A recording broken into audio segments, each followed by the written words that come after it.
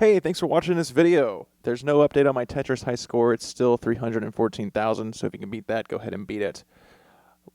We're just going to dive on in. The 2024 presidential election is over.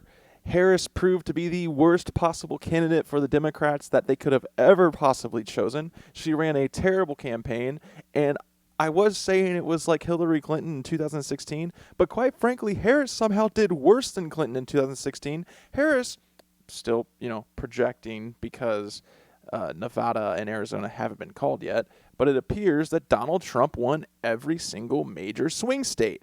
Harris didn't win one, and there's a few reasons why.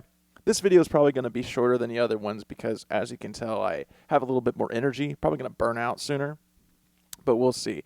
This is a lot of interesting and unique time that we now live in. There are people who are currently losing their minds thinking that because Donald Trump has won the election that the world is over. They happen to just forget that he's a 78-year-old man who, by the time this term is ended, he's going to be close to 89. But nonetheless, they are just in this zone of Donald Trump era presidency, future dictator for life. He's going to do everything to ruin the world, which, outside of the COVID pandemic, which was pretty bad and poorly mishandled by his administration, there's argument that it would have probably been just as bad had Hillary won, but she didn't. Once again, she only won one swing state. She did a terrible campaign. Look into the 2016 election and why Hillary Clinton was the worst candidate at the time. Bernie Sanders should have been elected. But nonetheless, outside of the COVID pandemic, which was a terrible catastrophe that killed millions upon millions of people, could have been handled much better, the Trump presidency really did what any other Republican administration has done for years and years and years and years and years. They bombed the fuck out of places where we shouldn't have been bombed, which was already happening under Obama. They escalated tensions within the Middle East, which was already happening under Obama, Bush, Clinton, and every president before that. They continued to cut taxes on the rich, which was already happening always. And otherwise, they really didn't do anything. For Trump's first 2 years in office, he had a Republican Senate and a Republican House fully controlled, and they couldn't even repeal Obamacare, the Affordable Care Act. They had no actual plan because they don't have any actual policies, as has been previously mentioned by me on this channel before. Republicans' only real policy and platform is cutting taxes for the rich. You can say he also had success in nominating the Supreme Court justice who overturned Roe v. Wade and sent the abortion argument back to the states, which Missouri, you can now get abortions in. Good for you. Florida, you guys really should have been paying attention to who is writing your legislation. But none of you did you? Because nobody ever pays attention in between the presidential elections. You pay attention to whatever it is that's going on outside of that world. Maybe you'll catch a blip or a headline here or there so you can post a funny video or you can say something about it, but you don't pay attention to anything else that's going on in government, and that's why nothing ever changes and nothing ever gets done.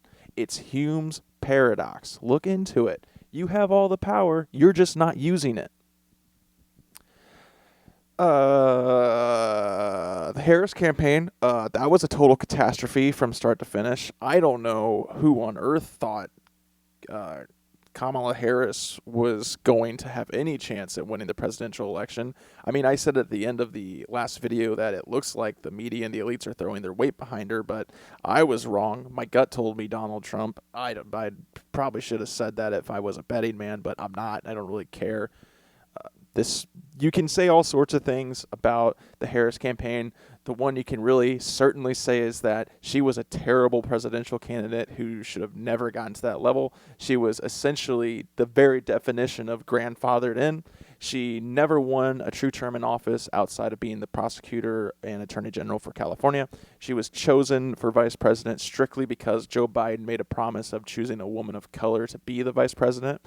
Otherwise, she didn't do a single thing. She had all these promises that she kept making while she was on the campaign trail, specifically promises that, personally, as someone who is a young person who cares about issues like the Israel-Palestine conflict, she said things like, we'll do something about it.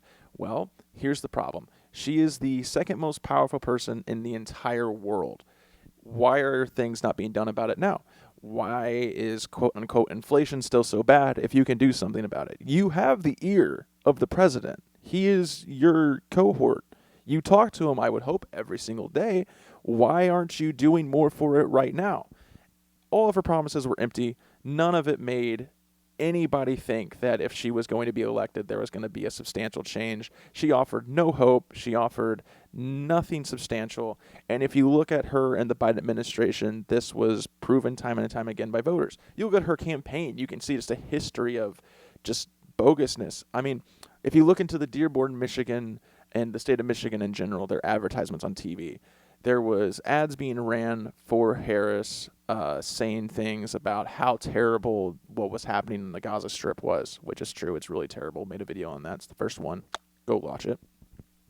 And then if you were in areas with a higher Jewish population, she was running ads that said very clearly, we are always going to support Israel and its right to defend itself. I'm going to translate that for you real fast. We are always going to support Israel in killing indiscriminately, no matter who it is, because it protects our interest. And that was probably her true stance. It's almost like Democrats and Republicans both, but specifically when Democrats campaign, it's almost like they forget that we're in the 21st century, that the year's 2024, almost 2025, that we have the internet, that I can see campaign ads state by state anytime I want to, and that most young people who are involved in politics do that. Not to mention the 24-hour news cycle, which captures these things like it's no fucking problem too. It's incredible that the Harris campaign thought that they had any sort of chance running on anything other than just, we're the vice president now, just keep the incumbent. That's what she might as well have said. She didn't really play up the race issue. That was probably a mistake. She probably should have really tried to promote that she was a black woman running for president more. I know that some people listening to this are going to say she did, but not to the scale that, once again, the Obama campaign did in 2008. It wasn't really that prevalent of anything going into her statement. That probably would have been a little bit more of a factor. She probably could have talked to Joe about actually doing something for the United States while he was in office, probably back before she was nominated, when he stepped down and it was clear that she was going to be the person they were going to choose because they chose her. You and I didn't choose her. They chose her. The people who wanted her to be the presidential nominee, they chose her. There wasn't another election. We're going to talk about that in a second. But something that Harris really could have, quite frankly, done that would have been great would have just said, hey, Joe, what if we just give everybody $50,000? What if you are under a certain income bracket, we just go ahead and do that? What if we just go ahead and push through the child tax thing right now? What if we just get that done right now? What if we just announce for like the next 6 months there's going to be no sales tax on home goods and groceries such as food, diapers, that kind of thing? What if we just did that? Those are all outlandish and crazy, but those are things that would have certainly got her elected.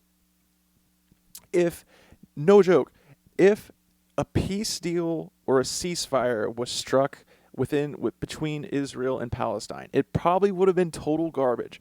But if that deal would have been struck like 2 months ago and Harris would have came out and said, I'm the one who brokered this deal, I'm the reason this happened, and Biden would have said the exact same thing, all the Democrat leaders would have pointed at her and said, she's the one who did it, she's the one who stopped this great conflict, I would have gone and voted for her. I would have gone out of my chair and been like, hot diggity dog, girl, getting stuff done. It would have probably been total garbage, and I would have been protesting her within 2025, like in fucking probably March, but it would have been something at the very least. Oh well, I mean, you can't teach a dog new tricks, and maybe Harris didn't even want to be president, but that goes into a greater issue of Joe Biden, in my mind, should have been the nominee. The Democratic Party did so much damage to themselves by not supporting him and saying that his mental health was fine, that he's just an old man, but he's still capable of being president. They should have promoted the fact that every single world leader, that the United States has a healthy relationship. France, the UK, Germany, they were all saying that they like Biden, they like working with him. That fact should have been promoted, and Biden probably should have never stepped down, but he did. And instead, she got this wet blanket thrown over a dog.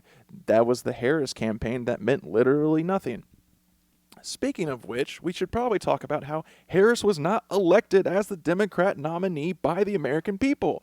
If they would have had a primary, you would have just thrown 3 other names up there: Harris, Pritzker, Newsom. Those were the main people who were polling very well against Trump before the election and before Harris was nominated. If you look into the actual historical record, and this will go down in time as if Trump's campaign ends up as just some giant catastrophe, this will go down as something that people should really talk about more. Pelosi, Schumer, and other Democratic leaders did not want to just name Harris as the person to be running for president. That's not what they wanted. They wanted an election, and they begrudgingly accepted her nomination. You can go into this. It's well documented. I'm going to put in the link in the description of a Norman Finkelstein interview in which he pretty much said all this. In fact, he correctly predicted that Trump was going to win the election because Harris has done nothing. She had no background. She had no support. There was no reason for her to be the nominee at all. And people really thought for some reason she was the better one. But once again, if everyone would have thrown their weight behind Biden and the Democrat Party would have said, hey, this is our guy, we're sticking with him, we're not happy with how things are right now, but he's better than Trump, I guarantee you Biden would have at least won a swing state.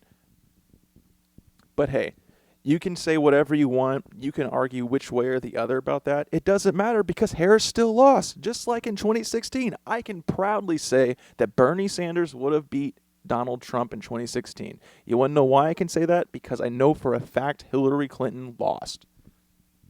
Oh well, what are you going to do? Buckle up. Get ready to enjoy the ride. 4 years, you're going to have another election, and everything's going to be just fine. And by fine, I mean the American form of fine. It's going to be totally messed up. Your world's going to be a disaster like it has been for the last 40 or 45 years. Wages are going to stagnate as they continually have been. Inflation, quote unquote, price gouging is going to continue to wreck your stores and wreck your income, and you're going to sit there and take it because you're a complacent American who doesn't have any way of doing things other than just sitting on your couch, scrolling through your phone, watching your TV shows, and every once in a while, come November on a 4th year of a presidential term, you'll pay attention for about 6 months, you'll go vote, then you'll cry about it when it's over, and then you'll be done. All right. I never say my name on these things. You can probably figure it out by the channel name. Biden should have been the nominee. Harris was a terrible campaign. Donald Trump won. For all you Arab Americans in Dearborn, Michigan, who have been saying that Trump has hope of bringing peace to the Middle East and that he's not going to escalate any of the conflicts there, you're simply foolish. He is going to completely destroy that situation beyond what it is already destroyed right now. I mean, this guy named Jerusalem as the capital of Israel. There's nothing else you can do from that. All right, bets in right now. Anybody willing to put your money on? I got $10. I can PayPal it to you whenever this happens or doesn't happen. Donald Trump will be inaugurated in January. I am saying by July, the United States will be at war with Iran. By the end of 2025, we will have invaded Iran, similar to how we invaded Vietnam, invaded Afghanistan, invaded Iraq. If you think I'm not true, comment your bet below. You could even say you don't think we're going to go to war with Iran. That's an option. Do whatever you want. However, that's mine. Put your comment below. I'll come back to it in July, and if I was wrong, I'll hit you up for your PayPal, and I will send you $10. Don't worry. Don't fret. Turn on Thursday Night Football and shut your mouth. Yeah. Hey, so that was a little different than the normal videos I do. We'll probably be back to normal by next week, but hey, maybe not. I don't know. This was a lot of fun. I had a lot of fun doing a high-energy, low-caring, not a whole lot of facts video. If you like this video, do whatever it was you were going to do before. It's wing night at my house, so I'm about to go get some hot wings. Have a good life. See you later. I'll make a video next week. Bye.